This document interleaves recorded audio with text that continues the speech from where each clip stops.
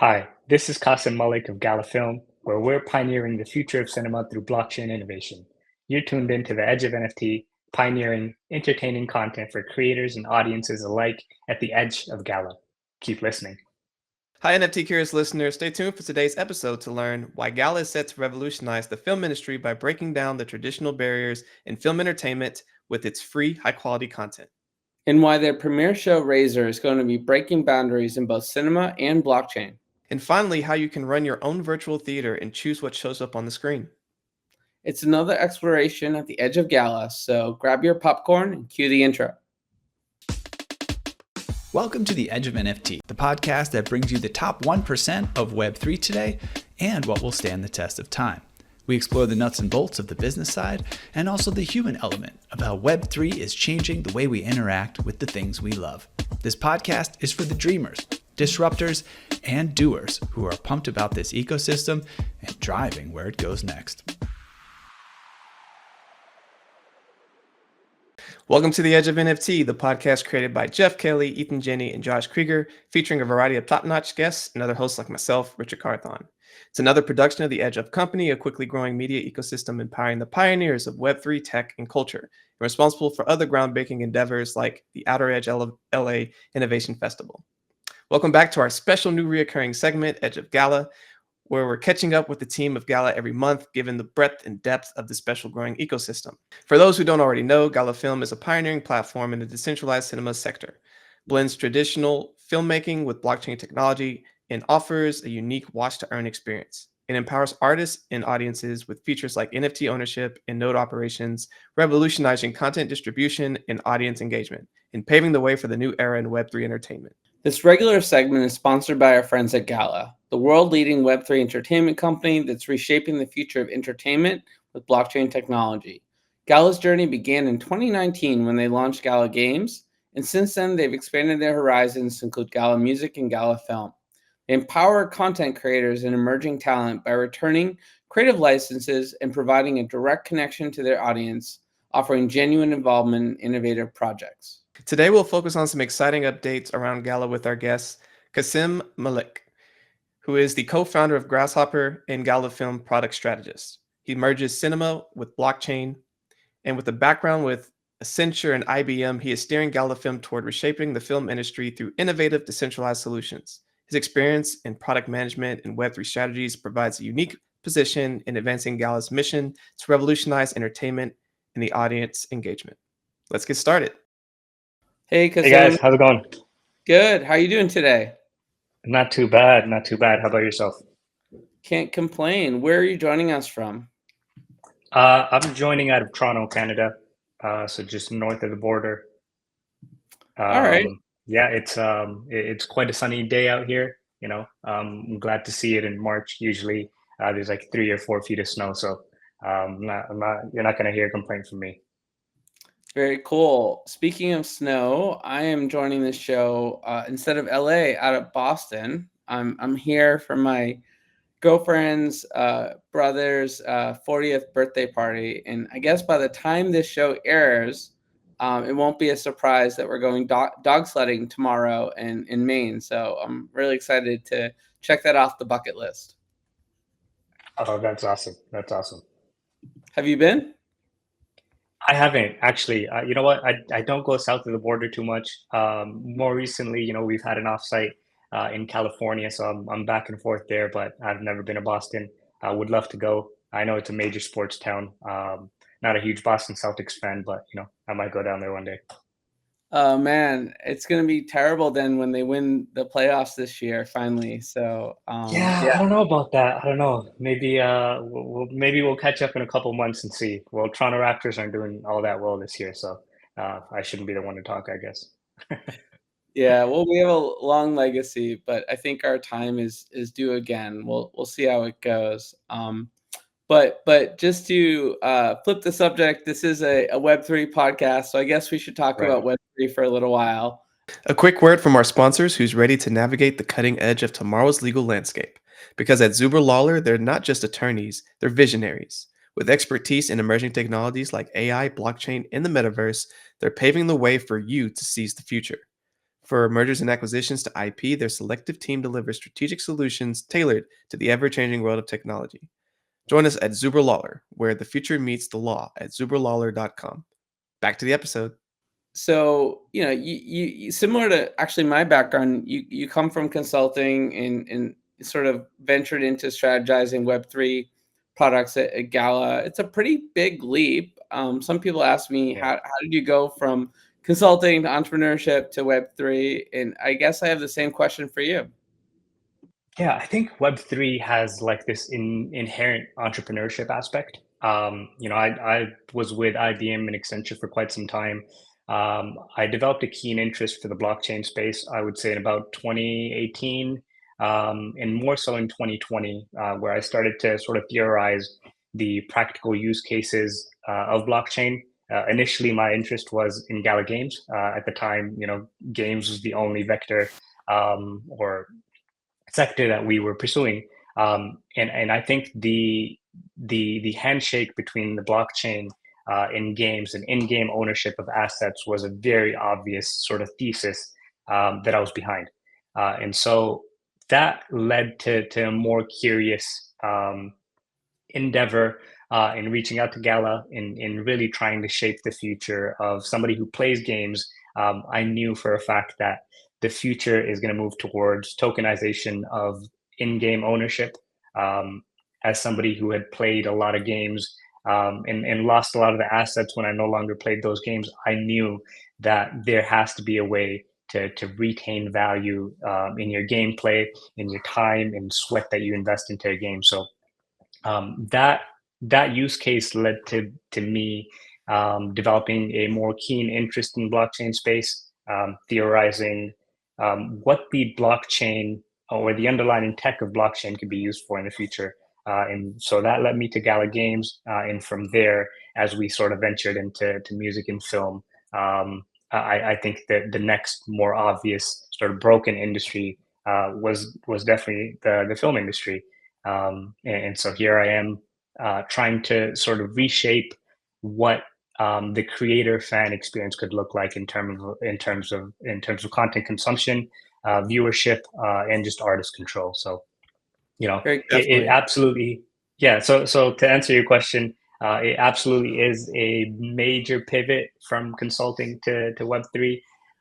But it's one that's been made quite easy because I've simply just been on a path of trying to tap into the curiosity that I have with this technology, and how it could reshape the future of how we interact with the digital world. That's very cool. Yeah. I mean, from my consulting days, there's Gantt charts, and at one point in my life, I was a PMP, and I just laugh at the idea of having like a detailed 12-month project plan when it comes to Web3. Yeah, But I like this world a lot better. It's a lot more fun and more realistic, where pretty much you're creating the project plan as you go. But totally. at the same time, there's unlimited possibilities for creativity without so much bureaucracy, right?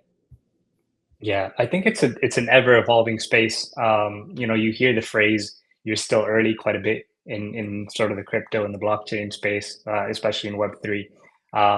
And while it's kind of a cliche saying, I think the practical use cases of the blockchain, where mainstream people use the features of the blockchain without realizing they're interacting with the blockchain, are still sort of, I wouldn't say ways out. They're being developed constantly. So in terms of the shift in the world from consulting, where it's a lot more structured, and it's a bit archaic at times, especially working at places like IBM. No mean to diss them, to this space where we're sort of trailblazing the path in defining what the future of this space could look like. So absolutely a lot more exciting than some of my experiences in my past life. Oh, for sure. And, I like that transition from 2018 to 2020 and the gaming side of those assets really speaking to you like, I see where these use cases can be. I definitely saw that as well. I also got into the space around 2018, and it's been really awesome to see, with you being part of Gala and just seeing all the new things that have come since games, right? So film, music, everything else. But today we get to talk about film, and I've been excited to talk Yeah. about film for a while. And you're starting to break down some of the traditional barriers in the film entertainment with free, high quality content. And one of the ways that you're doing that is from your watch to earn model. So can you kind of like tell us a little bit more of like how does that fundamentally change viewers' experience compared to traditional film platforms? Sure. I think it begins with verifiable ownership. With games, it's a bit more of an obvious use case. It's like, you earn things in a game and you get to keep. With content, it's a little bit different because I think most people assume, when they're paying for subscription on Netflix or watching something on Amazon Prime, they get to own the content because they've paid for a subscription. They get to see it whenever they want. In real life, when you own something, you don't just get to consume it, you get to use it the way you want to use it, meaning you should be rewarded for it. You should be able to gift it. You should be able to trade it. Um, you should be able to interact with it the way you want, similar to how we do with physical objects in the real world. So the sort of underlining premise for the proposition of Galafilm is content ownership and content hosting. So in Galafilm, um, we have distributed ownership of the content on chain. So if we release a piece of media like David Bianchi will do on April 14th, shout out to our launch date, then people will be able to come in, own moments and scenes from that series, and as other people come and watch it, they get rewarded for it, in our native utility token in Galafilm. So the the idea that you get to own what you watch, what you love, and what you believe is the next thing that people are going to watch. You get to engage with that content in a much deeper way. So whereas in the past, you might watch something and you think it'll be quite successful. On Netflix, for example, you'll watch a series and you'll love it, but you'll never get to truly benefit from that series being successful. In Gala Film, as we have, content ownership, you can own pieces of the film, of the series, and as other people consume it, as viewership rises, as popularity is gained in that piece of content, you are a direct beneficiary. So ultimately, it aligns the incentives of the artist who is creating compelling content and the viewers and sort of these meta entrepreneurs who believe that this content or this artist will be sort of next up, and so they'll own pieces of that content. Um, and obviously, for people that just want to consume content, view it, watch it, as they do with other platforms, you'll always be able to come in and watch some compelling content for free. So I think from a watch to earn model, this is where we're fundamentally different. I can break down sort of the core proposition areas, but I think this sort of lays the ground, the fundamentals here. Yeah, it's a major shift in the concept of film and TV consumption, right? There people have done things like this in gaming, and of course, I think there's always been this desire with sports to figure out how to gamify fan loyalty, and we do that Yeah. through fantasy sports and whatnot. But film and music are two areas where there's a massive amount of love and loyalty and appreciation for these art forms where it's just natural that this type of option would be there. And we've had a bird's eye seat at this process because David is a good friend of ours, and we see each other in LA a lot, and I've been sort of following his journey. I was at the initial reveal of the reading of the script, which was really exciting, and then we just had a chance to host with our friends at Sandbox early screening of one of the episodes of Razor, the show you mentioned. I'm curious what feedback you heard from David and around the crowd. I don't want to bias the conversation by what I heard. My girlfriend did have a chance to go. I was out of town, unfortunately, or I would have been there 100%. But what has been the reaction from folks that have sort of experienced this or begin to sort of unpack this for the first time?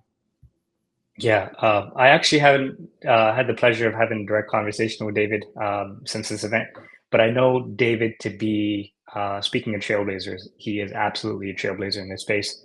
He is somebody who understands how this technology could be leveraged to sort of give that power to both the creative and the fan. And so, hearing and seeing David's sort of cinematic appearance in the sandbox is just another example of him sort of taking a path that is a lot less walked, and willing to sort of channel new ways of consumption and new ways of connecting with the audience. So, David, I've seen his Razor series, which is going to be coming on Gala Film. I think by the time this podcast is released, it's absolutely exciting. And you know, David is somebody that truly understands how the mass consumption of ownership on chain and viewership and entertainment on chain will change the way the mainstream user interacts with what they love. So that's kind of my feedback internally. We've heard lots of positive things with the showing, and yeah. Yeah, you No, guys he definitely is. a great partner. And just to clarify, no official relationship yet between Razer and the Sandbox, but Sandbox was gracious enough to host the screening. And from what I gather, it's a very fast-paced series, sort of like these mini cliffhangers that leaves you wanting more, like Da Vinci's Code, for example, where you just get to the end of the chapter and before you know it, you've been like reading for 2 hours, and you're not someone that normally would like read that long, right? So I think that's Yeah. been sort of the intent of David to design a sort of a very captivating set of short cliffhangers, and I think from what I hear, that's what he's accomplished. I can't wait to watch the whole series. When you watch the series on Galafilm, I think the Da Vinci was absolutely a good parallel. When you watch the film on Galafilm, you'll get to experience one of the core propositions of the platform, which is you don't just get to consume the content, but you get to explore in the lore and get deeper through unlockable content, which we're calling director cuts. So one of the other core proposition areas in Galafilm is, well, there's four pieces.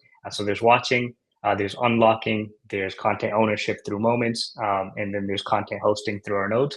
Um, but the unlocking piece is basically a way for the most dedicated fans to consume content and dig deeper in it in ways that simply haven't been possible before. So whatever you find on Razer, you will notice that there's a lot more of it on Galafilm. Um, you know, in the future, if Razer happens to be on a different platform, Galafilm is the place that's going to host all of the unlockable, the deepest and the richest experience. Absolutely, and I want to lean into that a little bit more because I really like the features that Gala's rolling out with that. And between Gala Film and the Film Token, obviously that's huge news. But the features around it, I think, are even cooler. So like you have popcorn distribution, the unlockable content that you were just talking about. Can you kind of just go a little bit deeper into these features and like how does it bring the entire Gala Film ecosystem together? Sure.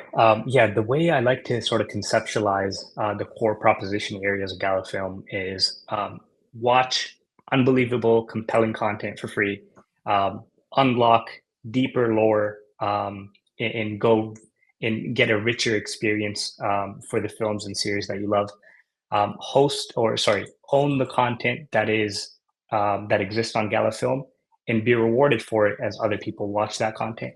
And then hosting, which is more of the infrastructure side.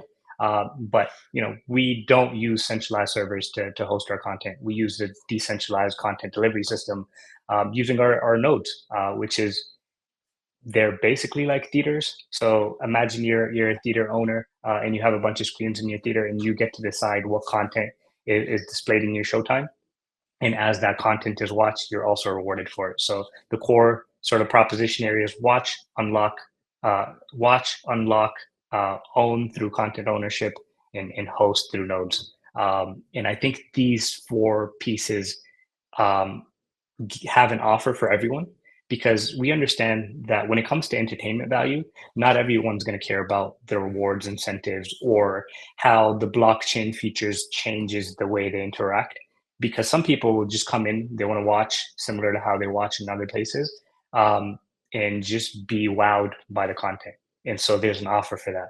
There's going to be other people that want to dig deeper into that content, and really those top 5, top 10% of fans for every piece of IP, and they have a path to be able to unlock that content.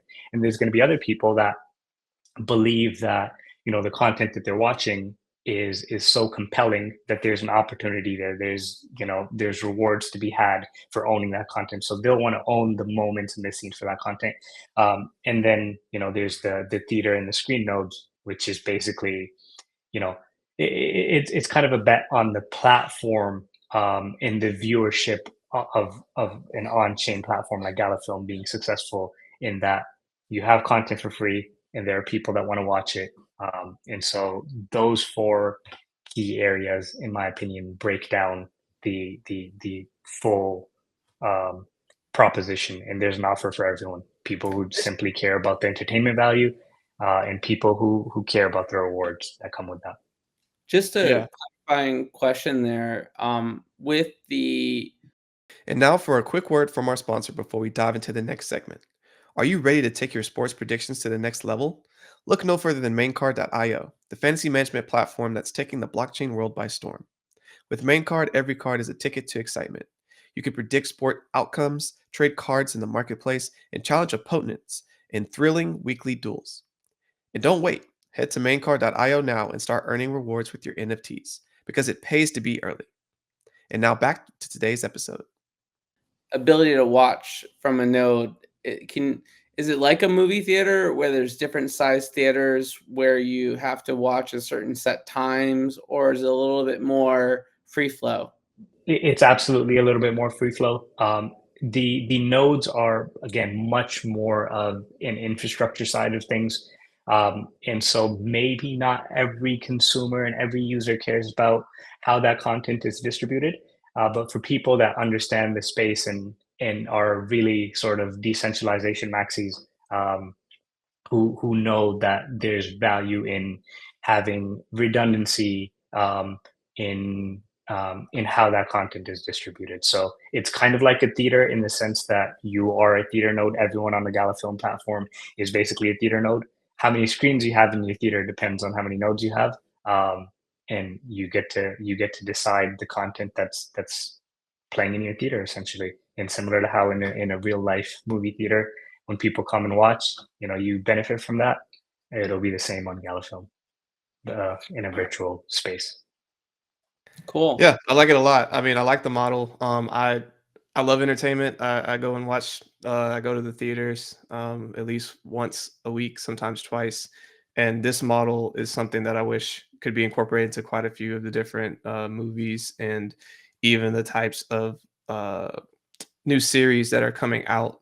And I think it's a model that once people see how it can work, will want to be like replicated, and people like myself who would want to go those next steps and really participate, be a part of it. Because like I remember when I was like looking at these different dynamics, and even just how you explained it, like it makes a lot of sense to me. And I think a lot of people who aren't necessarily in Web3 but can understand those components, it's a very compelling way to become part of the Gala Film ecosystem. Yeah, I think one of the important sort of principles that we laid out before venturing into Gala Film was, um, film is an entertainment space, and we know historically, blockchain introduces a little bit of friction that people don't necessarily care for. And a lot of people don't care that something's on the blockchain, and nor should they. People should care about how a technology or a tool is fundamentally changing or giving them value add. So one of the things that we absolutely made sure of with Galafilm is blockchain's in the background. You don't really know you're interacting with it. If you are a viewer and a consumer of dope content, you'll come in, you'll watch, you'll have an on-chain address, and you won't even know it.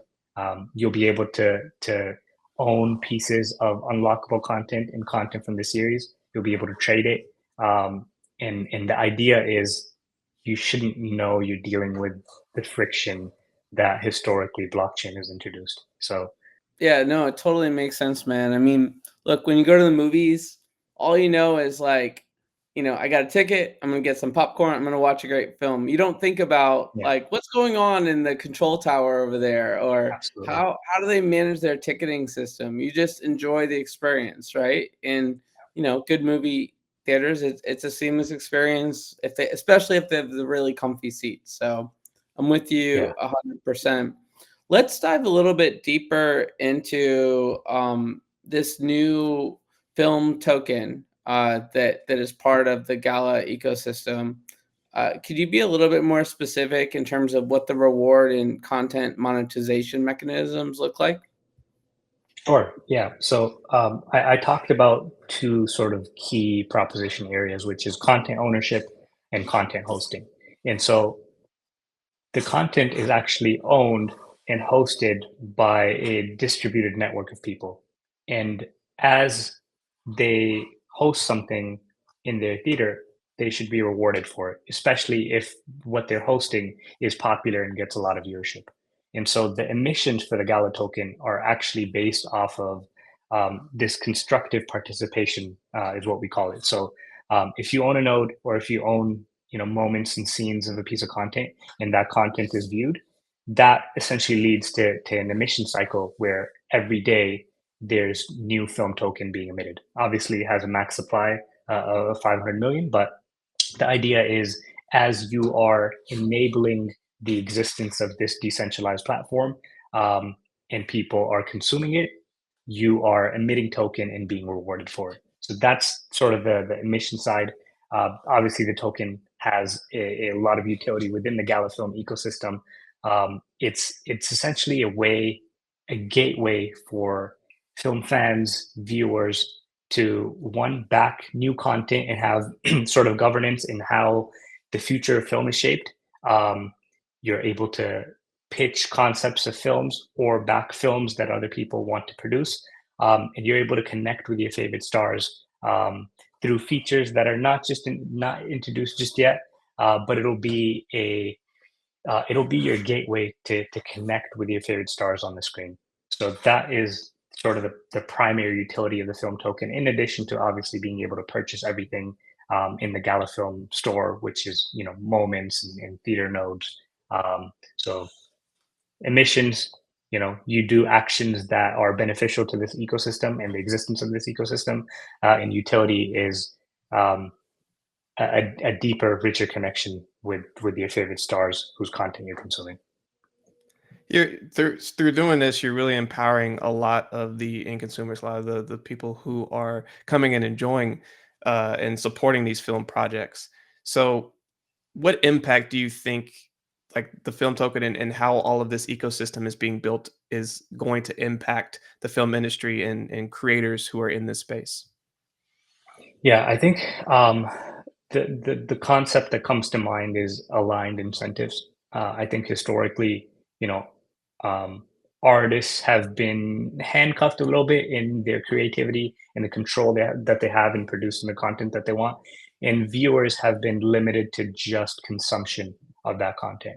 And so the aligned incentives is, if I'm an artist and I want to release a film or a series on this platform, I am allowing others, strangers, fans, to have ownership and sort of be a stakeholder in the success of my piece of content. So the aligned incentives, in my opinion, create a type of network effect that hasn't been seen before. Because now, if you own a moment from, let's say, Razer, all of a sudden you're not just a fan of Razer, but you're sort of an ambassador of Razer. You want viewership of of Razer, right? So where in the past you might just be spreading word of mouth, sharing it with your friends and family, now you're sort of that meta entrepreneur, um, an advertiser, an ambassador of that content. So the incentive is, as a fan, you want this to be as successful as the artist who put that together. And so historically, we haven't had that. The success has always been for the middlemen, for the likes of Netflix. I hate to keep throwing them under the bus, but if something is successful, the middle intermediary is the one that's benefiting, not the fan, and a lot of times not the artist. So in my opinion, the aligned incentives of Web3 and ownership on chain for entertainment, that's sort of the key feature. Yeah, it beats just getting some bonus points for a popcorn next time you go to the theater, right? Or Yeah. saving $1 on the ticketing fee. We're talking a lot more reward mechanisms moving forward than have been available. And people have done crowdsourcing of film and whatnot. I remember actually a roommate of mine talked about wanting to do this 7 years ago, but these mechanisms weren't available, and they just sort of make this type of potential that much more as contagious and amplified. So pretty exciting stuff. I know there's a lot more cooking than just Razor, so I'm curious, what are some of the other film projects you have slated for this year, and how do you go about choosing projects in terms of genres? I'm curious if it's across the whole board, if you think certain genres might be a little bit more adaptable to this format. Yeah, I think being sort of a young company, our process and how we select and curate, we want to work with the hungriest creatives, and you'll notice that with Razor and some of the other pieces of content we have coming out. We want to work with artists who have a vision, and they believe that we're able to enable them to execute their vision. So some of the other pieces of content we have, or series and IPs we have, Ghost of Ruin, we have Almost Jaded, and there's quite a few that I don't think I can speak to just yet. But I think by the end of the year, you'll find that we have a suite or a library of content that all sort of user types are going to want to come and engage with. So the goal is a whole mix of genres that would appeal to Absolutely. the different audiences and different age ranges.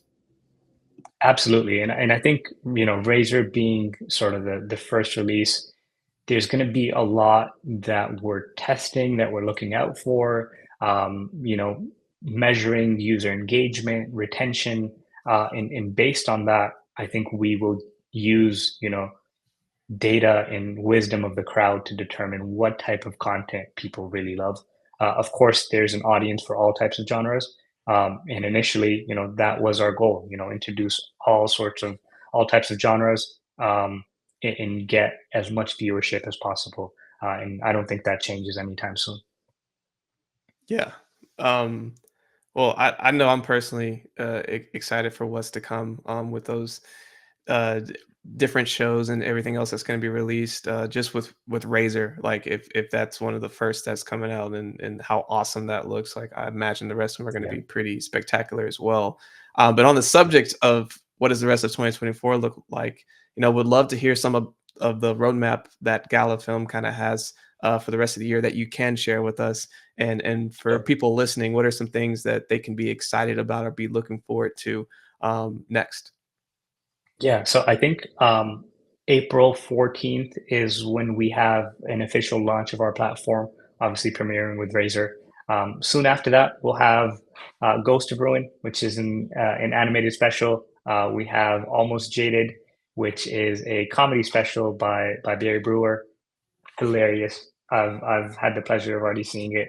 And from a product and a platform perspective, we're launching our token, the utility token for Gala Film around June timeframe. So I think that's an important bold beat that people can mark in their calendars. And then after that, we're introducing this feature that we're calling pitches, which is in a very simplified manner, it's a wisdom of the crowd, sort of crowdfunding way of creatives, fans, viewers to shape the future of film by voting and backing the type of content that other people are envisioning. So, we have the features feature, we have a token launch, obviously we have a platform launch in April, and then we're introducing this concept of user levels, which is a user progression system. So every user is going to start off at a level on Galafilm, and depending on the type of actions in their interactions with the platform, their viewership, the amount of content they unlock, the number of mystery boxes they own, the content that they own. Depending on that, they will sort of have this progression path where they could level up from a fan to a movie buff, to an influencer. So we're gamifying the way people interact with the platform and sort of level up their journey within the Galafilm ecosystem. So those are, I would say, the important features for 2024 for sure. Nice.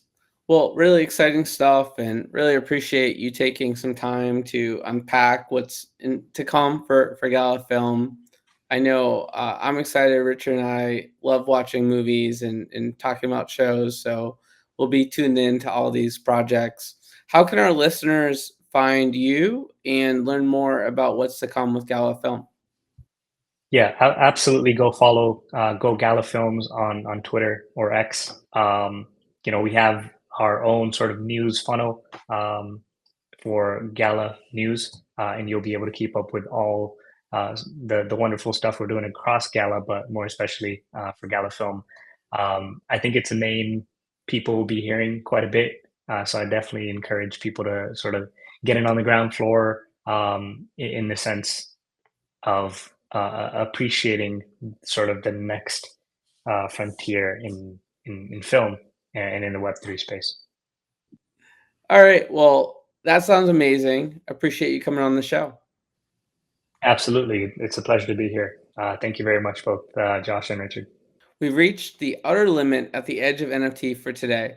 Thanks for exploring with us. We've got space for more adventures on the Starship, so invite your friends and recruit some cool strangers that'll make this journey all so much better. How? If you're listening, go to Spotify or iTunes right now, rate us and say something awesome. Or if you're watching this on YouTube, join over 100,000 other followers by hitting the subscribe button and passing this episode on to a friend or two. Lastly, be sure to tune in next time for more great NFT content. Thanks again for sharing this time with us today. The views and opinions expressed on Edge of NFT reflect solely those views and opinions of the show hosts and its guests. Please make sure to do your own research. Our show is not financial advice. You understand that you are using any and all information available on or through this podcast at your own risk. Whenever making financial decisions, we recommend doing your own research and talking to your accountant for financial advice. From time to time, we may feature sponsored content on the show for which we receive value, and we may share links for which we receive a commission if you make a purchase through one of those links. Refer to our website, www.edgeofnft.com, for our full disclaimer, terms and conditions, and privacy policy.